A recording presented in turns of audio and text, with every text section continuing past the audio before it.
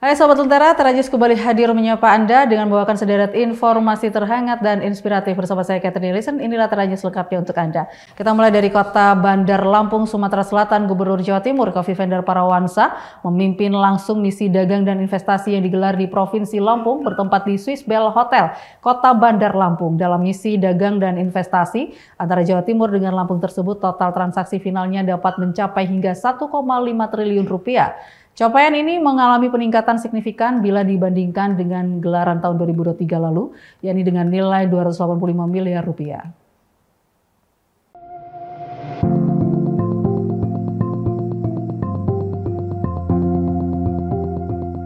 Capaian ini merupakan hasil sinergi dan kepercayaan antar daerah dalam mendukung produk dalam negeri. Ini adalah bukti nyata bahwa Jawa Timur terus berkomitmen mendorong pertumbuhan ekonomi nasional dan optimis mewujudkan kekuatan pasar dalam negeri. Adapun sejumlah produk asal Jatim yang menjadi incaran dalam forum dagang ini antara lain rokok, kopi, gula merah, tebu, aneka seafood, anak ayam petelur, dan masih banyak lain. Di sisi lain, Lampung memperkuat posisinya sebagai lumbung komoditas bahan baku dengan meluncurkan produk seperti rajungan kupas, karet, aneka udang, dan arang batok kelapa. Tak hanya dalam misi dagang dan investasi saja, Khofifah mengungkapkan bahwa hubungan dagang antara Jatim dan Lampung sangat harmonis. Terbukti data perdagangan antar wilayah tahun 2022, total transaksi perdagangan dua daerah ini tembus 13,6 triliun. Jatim mencatat surplus neraca perdagangan sebesar 11,3 triliun terhadap Lampung. Hal ini menandai tingginya daya saing produk Jatim, sekaligus besarnya kebutuhan akan bahan baku dari wilayah Sumatera. Melihat angka yang istimewa ini, Khofifah pun mendorong optimalisasi konektivitas logistik antar provinsi, efisiensi distribusi, dan kerjasama muatan perangkat pulang menjadi kunci untuk menekan biaya logistik dan mempercepat pertumbuhan ekonomi daerah. Sementara itu, gelaran misi dagang yang dilakukan Pemprov Jatim ini tidak hanya berorientasi pada nilai transaksi semata, melainkan menjadi instrumen strategis dalam membangun konektivitas ekonomi antar wilayah, memperkuat rantai pasok nasional, dan mendorong tumbuhnya pusat-pusat pertumbuhan ekonomi baru di luar Jawa.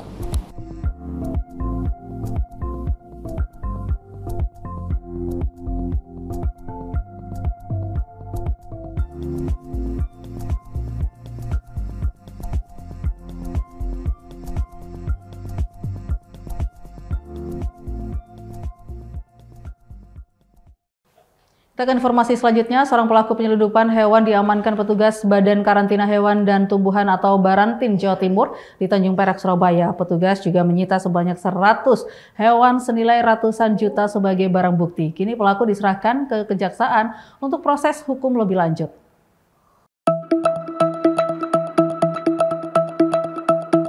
Inilah DVA warga Surabaya saat digelandang petugas PPNS Gakum Badan Karantina Hewan, Ikan dan Tumbuhan atau Barantin Jatim saat akan diminta keterangan terkait ulahnya menyelundupkan puluhan hewan. Penangkapan pelaku berawal dari laporan masyarakat yang kemudian ditindaklanjuti oleh petugas penyelidik pegawai negeri sipil atau PPNS Barantin Jatim bersama petugas dari Polda Jatim. Setelah melakukan pengintaian, pelaku kemudian ditangkap di Tanjung Perak, Surabaya saat melakukan pengiriman 100 hewan yang tidak dilengkapi dengan dokumen resmi kesehatan hewan. Selain menangkap pelaku, petugas juga menyita 100 lebih ekor hewan yang akan dikirim ke Kupang, Nusa Tenggara Timur berupa 10 anjing berbagai jenis, 11 marmut, dan 83 burung. Namun barang bukti tersisa 5 ekor anjing yang lainnya mati. Dari hasil pemeriksaan, pelaku telah melakukan aksi sebanyak 3 kali, sedangkan harga penjualan hewan yang diselundupkan mencapai ratusan juta rupiah. Hari Yuwono Adi, Kepala Barantin Jatim, mengatakan pengiriman hewan tanpa dilengkapi dokumen kesehatan akan membahayakan kesehatan manusia karena bisa menjadi media penularan penyakit rabies dan flu burung dari hewan ke manusia. Ini dimulai dari pelanggaran yang dilakukan di tahun 2024. Jadi melakukan pengeluaran hewan dari Surabaya menuju ke Nusa Tenggara Timur dan ini tidak dilengkapi oleh dokumen karantina karena ini sangat berisiko terjadi penularan penyakit, dalam hal ini bisa penyakit rabies maupun penyakit flu burung, avian influenza, dan ini bisa menjadi ancaman bagi masyarakat di Nusa Tenggara Timur. Untuk itu, karena ini ada terjadi pelanggaran karantina, tim kami PPNS Gakum bersama-sama dengan Korwas Polda Jatim melakukan penyidikan dan pada hari ini akan dilakukan penyerahan tersangka dan barang bukti atau tahap kedua ke Kejaksaan Tinggi Jawa Timur. Dari hasil pengakuan pelaku ini, dia sudah melakukan berapa kali dan dia menjualnya sampai berapa Pak harganya Pak? Ya, kalau terkait dengan berapa kali dari hasil permintaan keterangan terhadap tersangka ini sudah melakukan sebanyak 3 kali, dan yang terakhir ini kita lakukan penegakan hukum pidana. Pelaku dijerat pasal 88 Undang-Undang Nomor 21 Tahun 2019 tentang karantina hewan dengan ancaman hukuman 2 tahun penjara. Kini pelaku diserahkan ke kejaksaan untuk proses hukum lebih lanjut. Alan Sori melaporkan untuk Lentera TV.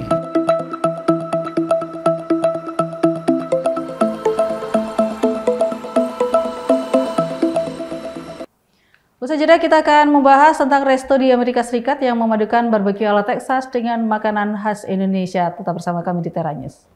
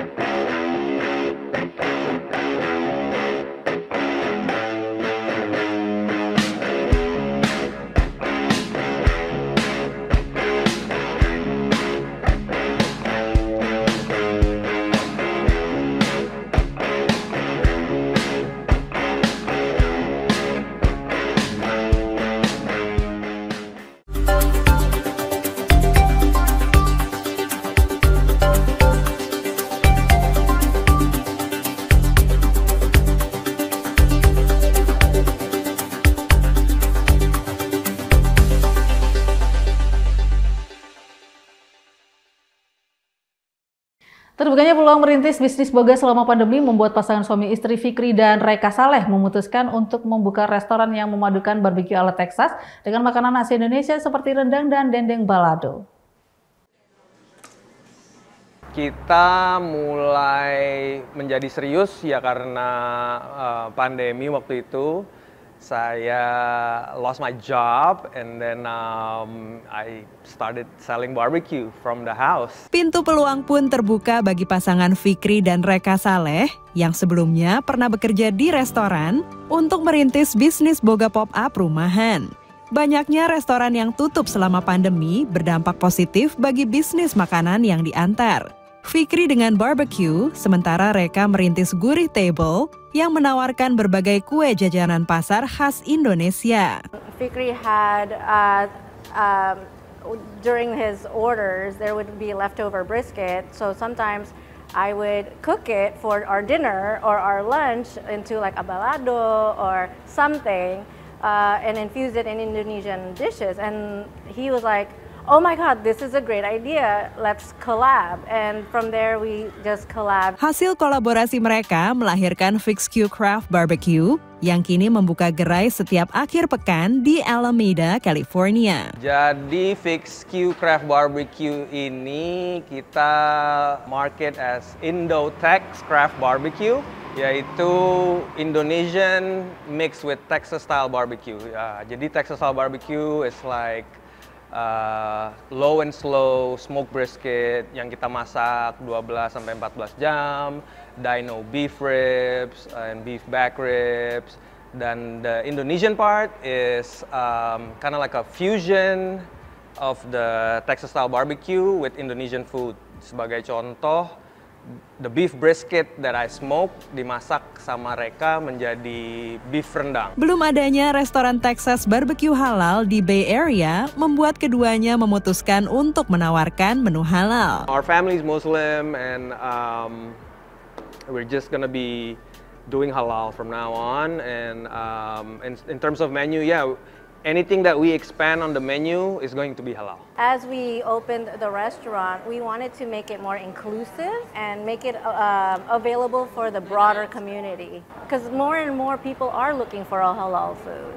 So to just provide that and be able to show people, hey, you can create amazing cuisines using halal meat. Pelanggannya adalah warga Amerika yang mencari menu barbecue dan diaspora Indonesia yang rindu kuliner tanah air, serta mereka yang mencari makanan halal. Uniquely different, like because it's a fusion food, because it's traditional Texas barbecue, to be able to try that in a halal form, I think it's just all for the better. Istilahnya kita di sini jarang juga restoran Indonesia yang bisa ada makanan halalnya dan juga ada mix dengan Texas barbecue. Itu juga nilai plus buat kita ya, especially di Muslim community di daerah Bay Area. Dick dan Kim Kincannon yang pernah tinggal di Padang, Sumatera Barat, menikmati menu favorit mereka, rendang dan dendeng balado. They're using high level of ingredients with a great cooking technique. It's melt in your mouth, fall off the bone kind of food, but it does take us back to our time when we lived in West Sumatra for 2 years. The daging balado is also amazing. It's just it really brings us back. Like Dirk said, the flavors are just really authentic, very asli. Target mereka ke depan adalah menambah jam operasional dan kapasitas restoran serta menawarkan lebih banyak variasi menu fusion Indo-Texas halal. Dari Alameda, California, Dania Iman, Andri Tambunan, Nia Iman Santoso, VOA.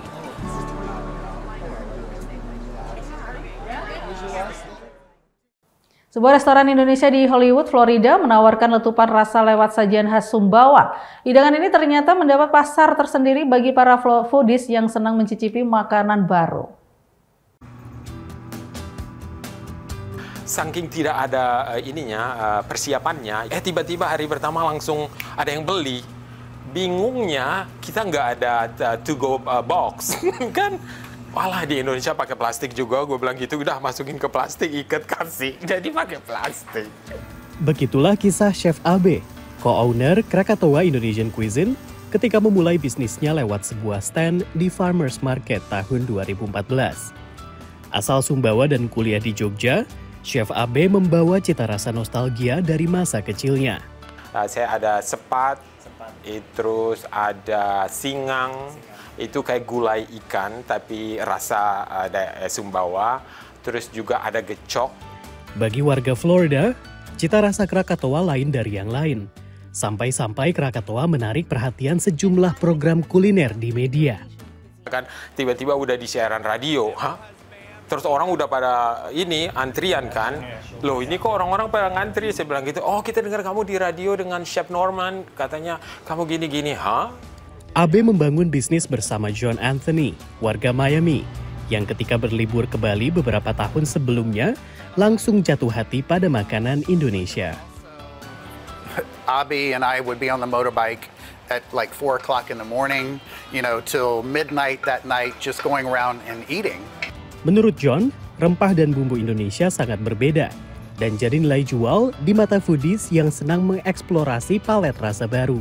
There's certain types of foods that are out there and they're everywhere, and I think what we have realized over 9 years now in total, that people are looking for something different.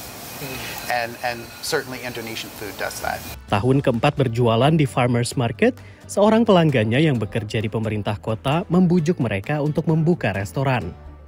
Sampai mereka menemukan lokasi ini yang mereka beli seharga $150.000 atau 2,3 miliar rupiah dan diubah jadi restoran Indonesia pada 2018. 5 tahun berdiri, Krakatoa kini melayani 70-an tamu setiap hari. And it was very good, and spices were great, and the rice was great, and we really enjoy coming here. I haven't had Indonesian food except just recently, so it's a new treat. It's being different. It's exotic to me, is what it was. That was what was enticing to it. It may be similar ingredients that you could get anywhere in any other restaurant, but the spices, the seasonings were just exotic. Dari Hollywood, Florida, Rio Twasikal, Aryadna Budianto, dan Supriyono, VOA.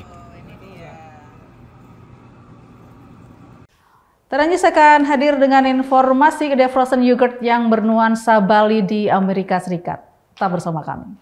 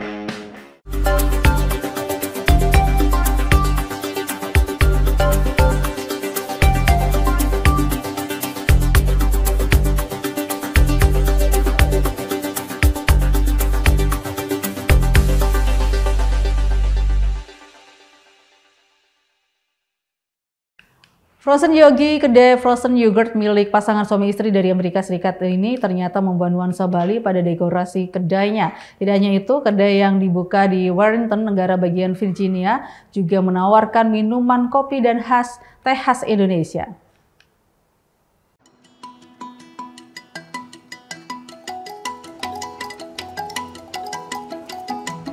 Dekorasi ruangan nampak cerah seperti suasana di pantai Pulau Bali. Produk-produk kerajinan yang dipajang di sini dibawa dari Bali.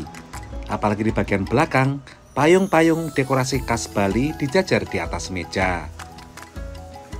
We decided we can move back here full time during the pandemic, and then we decided, well, why don't we just bring all the fun things that we enjoy from Indonesia back to America? And there seemed like there's quite a lot of excitement and demand for it here. And we're just happy to share all of our different cultural backgrounds, but of course everything that we've learned from Indonesia and from Bali. Dibuka 2 bulan lalu, kata Su Usim, Frozen Yogi disambut dengan tangan terbuka oleh warga kota Warrenton. Di kota kecil berpenduduk sekitar 10.000 orang ini, belum ada tempat seperti Frozen Yogi. I think it's really cute. It has really good food so far. I want to try more things out in there. I think it's a really cute spot. So this is definitely a newer, fresher thing. A lot of the places lean into older culture around here, which is nice, but it's nice to have something new. Selain yogurt, Frozen Yogi juga menjual kopi dan teh. Bahkan ada kopi rasa kelapa dan teh Jawa. Tidak hanya itu, hari ini juga ada pop-up jualan lukisan dan perhiasan Bali. Yang menarik juga, Frozen Yogi juga menawarkan kelas meditasi. There is also been an interest in all things Balinese out here, and so we are offering meditation courses and different aspects of Indonesian culture. We hope to have gamelan here and dances here, and just bringing Indonesian culture into this small town. Nairi Figuroa, warga lokal ini senang ikut meditasi Bali untuk pertama kalinya. I thought it was very relaxing, enlightening, because I learned a few things about Balinese meditation that I had not known about before, so it was appreciated. Nairi yang berasal dari kawasan Karibia ini memesan teh boba rasa mangga. Katanya, dibukanya Frozen Yogi ini menambah keragaman kota di Virginia yang berjarak 90 km dari Washington DC ini. As someone who comes, again, I mentioned, from the Caribbean, I look forward, or I'm excited to see different groups of people or communities introduced into this community. I just think the diversity helps shed love and spread, a little more education to us all about different groups of people in our area. Saat ini, Su Usim masih punya 2 gerai Frozen Yogi di Bali. Membuka usaha kecil di Indonesia, katanya tantangan utamanya adalah menghadapi birokrasi pemerintah. Sementara di Amerika adalah pemasaran, karena persaingan yang ketat. Pemerintah di Amerika selalu mendukung usaha kecil. I think that there is such a place for Indonesian businesses, especially Indonesia has the best food in the world. We should have an Indonesian restaurant in every town in America. Jarang orang Amerika yang membawa usaha yang sama dari Indonesia ke Amerika seperti yang dilakukan Su Usim. Meski menu utama Frozen Yogi bukan menu Indonesia, tapi atmosfer Indonesia khususnya Bali dihadirkan di sini. Karena itu tak salah jika dikatakan Frozen Yogi menjadi duta Indonesia di kota kecil ini. Dari Warrenton, Virginia, Supriyono, VOA. Dengan misi menjembatani Indonesia dan Amerika, Laura Choni, warga Amerika Serikat di Philadelphia, membangun bisnis From Bali to Us, toko online yang dirintis sejak 1996 ini, menawarkan berbagai karya seni dari Indonesia dengan kisah budaya dan kehidupan seniman pembuatnya. Mungkin waktu saya mulai 20 lebih tahun yang lalu, orang bilang where is Indonesia? Ya, so tiap waktu saya bangunan pameran saya ada maps, itu penting sekali. Here's the map of Indonesia, it's halfway around the world. Saya kasih education begitu. Laura Kohn jatuh cinta dengan Indonesia 35 tahun yang lalu setelah mengunjungi Bali dan menetap di sana selama 2 tahun. Pelukis batik ini lantas merilis galeri online From Bali to Us tahun 1996 di Philadelphia. Galerinya menawarkan berbagai karya seni seperti topeng, kerajinan perak, patung dan ukiran, mainan tradisional anak-anak, hingga lukisan dan wayang. Kasih education tentang Indonesia, itu yang mission saya untuk kasih awareness. Secondary mission, to help Americans take down their prejudice and their boundaries. Semua benda seni yang dibawa Laura dari Indonesia memiliki kisah mengenai budaya dan kehidupan seniman di Indonesia. From Bali to Us, to build bridges from here to there, whichever way we can to continue to support the artisans in Indonesia, bring them to us and to support the Indonesian community. Dengan slogan Building Bridges from Bali to Us, menjadi wadah yang memberikan eksposur tentang Indonesia kepada warga Amerika untuk lebih memahami Indonesia. Actually, to me, we call her just Saraswati, so that's who she is. And this is an old bronze piece from Solo. Setiap akhir tahun, Laura membuka galeri online-nya di daerah Chestnut Hill, kota Philadelphia, di mana ia dapat bertemu langsung dengan para pelanggan. From Lombok, it's a perfect combo. And what are you gonna put in your medicine box? Do you know? It's a great question. I have no idea yet. Isn't that fun? Ada juga pelanggan yang datang dari luar Philadelphia seperti Adam Homoki, warga Amerika di Boston, Massachusetts. My wife and I actually traveled to Indonesia, and Bali was one place we stopped as a part of our honeymoon 13 years ago. So I'm loving some of the craftsmanship and the wonderful artwork and everything we're seeing here. It brings me back to those days before we had kids. Melalui berbagai karya seni dari sekitar 50 seniman di Indonesia, Laura Kohn ingin semakin banyak warga Amerika yang lebih mengenal Indonesia. I don't care if you buy something, but you will know where Indonesia is. Dari Philadelphia, Pennsylvania, tim VOA.